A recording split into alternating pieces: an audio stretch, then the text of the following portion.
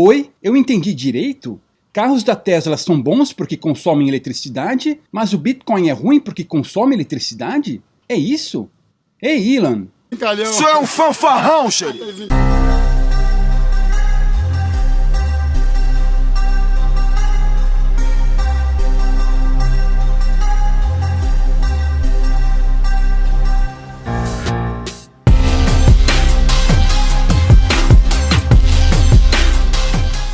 Em 1990, Murray Rothbard escreveu um artigo intitulado A Parceria entre Governo e Negócio. Nele, Rothbard ressalta que um dos propósitos do Estado é estabelecer essas parcerias para benefício tanto de políticos quanto de certos empresários. Esse tipo de relação promíscua nada mais é do que o velho mercantilismo, que atingiu seu ápice entre os séculos XVI e XVIII na Europa Ocidental. O propósito desse tipo de parceria era taxar e regular os consumidores e os produtores, de modo a impor monopólios, oligopólios, cartéis e subsídios, favorecendo os amigos do rei. Com poucas mudanças, esse sistema mercantilista, que é a antítese do capitalismo, continua até hoje. Vira e mexe, temos essas parcerias público-privadas, em que os ganhos são de poucos, mas os custos de muitos. Um desses amigos do rei é o bilionário Elon Musk, o segundo homem mais rico do mundo.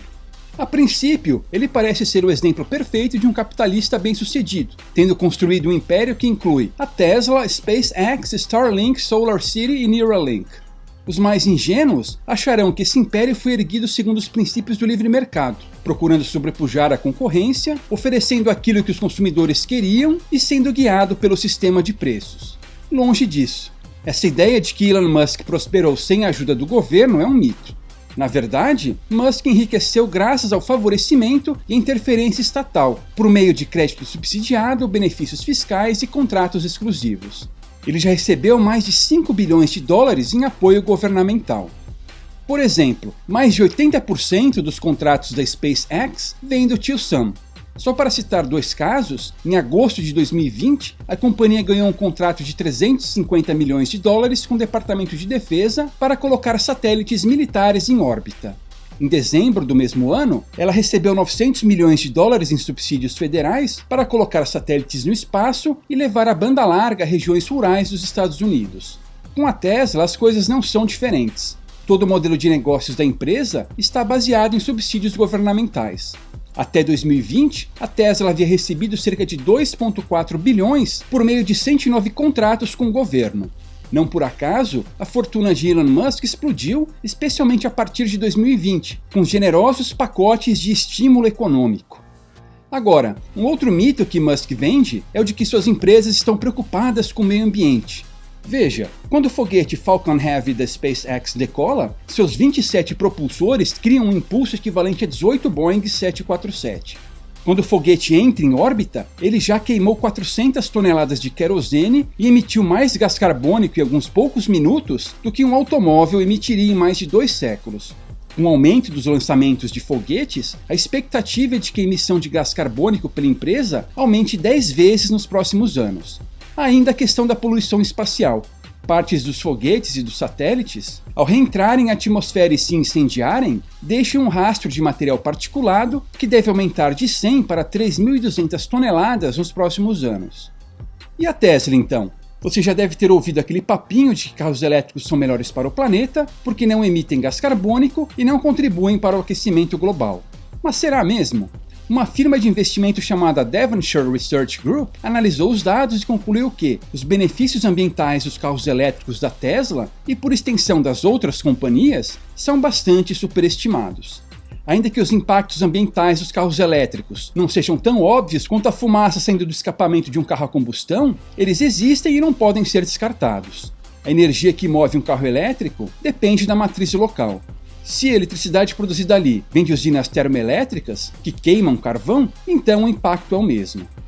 Além disso, como os carros elétricos precisam ser leves, eles incluem vários materiais de alto desempenho. O lítio das baterias, por exemplo, é super leve e um excelente condutor. Mas esses metais precisam ser minerados. Como são raros, é necessário mover muita terra para conseguir um pouco deles. Esses metais raros constituem apenas 0,2% da terra que é revolvida. Os outros 99,8%, agora contaminados com compostos tóxicos, são jogados de volta para o ambiente. Ainda, se a produção e o recarregamento de suas baterias forem considerados, um carro elétrico emite mais gás carbônico do que um carro equivalente movido a diesel. Por exemplo, o Model 3 da Tesla emite 170 gramas de gás carbônico por quilômetro rodado, enquanto que o Mercedes C220, a diesel, emite 140 gramas. E por falar em carros elétricos da Tesla, há poucas semanas a empresa anunciou que estava aceitando bitcoins na compra de um de seus modelos. Elon Musk, inclusive, chegou a twittar que o Bitcoin incentivava o uso de energias renováveis, no que ele tinha razão. Porém, recentemente, a empresa informou que não aceitaria mais Bitcoins, alegando preocupação com o crescente uso de combustíveis fósseis, especialmente carvão, na mineração do Bitcoin. Após esse anúncio, as sardinhas se desesperaram e trocaram dinheiro de verdade por papeizinhos coloridos, provocando uma grande queda no preço do Bitcoin. Mas tem sentido o que a Tesla falou? Não, claro que não.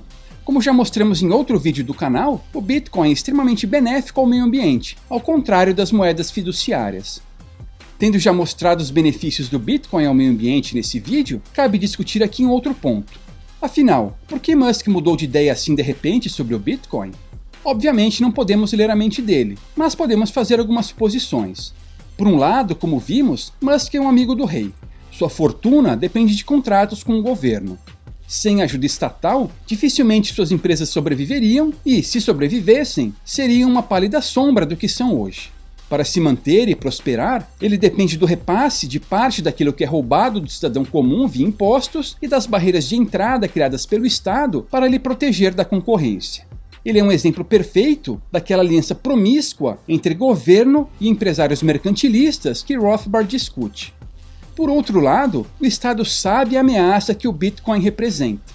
Sendo uma moeda infinitamente melhor do que as moedas fiduciárias, sendo descentralizado e sendo impossível de ser proibido, os políticos sabem que devem, ao menos, retardar a sua inevitável adoção em massa. Empresas como a Tesla aceitando bitcoins vão contra os interesses dessa aristocracia estatal. Não é difícil imaginar alguém lhe dando o recado.